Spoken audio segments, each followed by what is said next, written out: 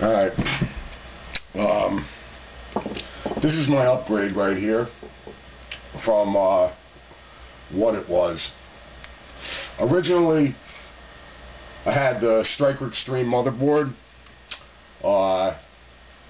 with two Ultras mounted with a Extreme Fatality Pro gaming audio card, and didn't really care for the setup that much, so I chucked out the Striker board and I went with the 780i board, which is an N-Force board. Got rid of the sound card because the onboard sounds pretty decent. Doesn't really bother me. Threw the third Ultra in here. Got rid of the Mushkin Extreme memory and went with the Corsair Dominator. It's a pretty nice setup now. You don't get that much of a upgrade in speed with the third Ultra as you do going from the first to the second one. But I didn't like the other motherboard as much as this one. What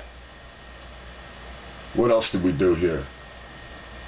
Oh, we took the 1000 watt power supply and we chucked that out and threw in a 1200 watt, which was needed for the third Ultra. We threw out the QX6850 and opted for the 45 nanometer 9650 quad core, which is pretty nice because it'll idle at 2 gigahertz per core, saving you a lot of electricity. Okay, and then under load, I'm running this right now at about 3.17 per core. If I bump up the multipliers and change some voltages, it's easily going to get 4 gigahertz. I put it up at 3.5.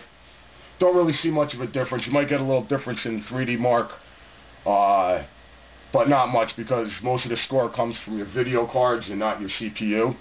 Alright, so it did bump it up somewhat. I like it.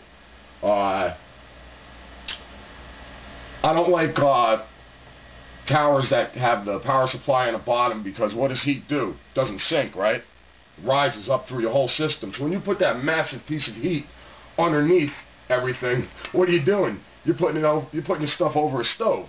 Okay, so the only problem with putting it up here is that you have to expose all the wiring, which, you know what? I'd rather expose it to the side where the fans can still blow through perfectly, okay, and not have this monster heating up my entire system. But other people prefer to put it on a bottom so they can hide their cables better.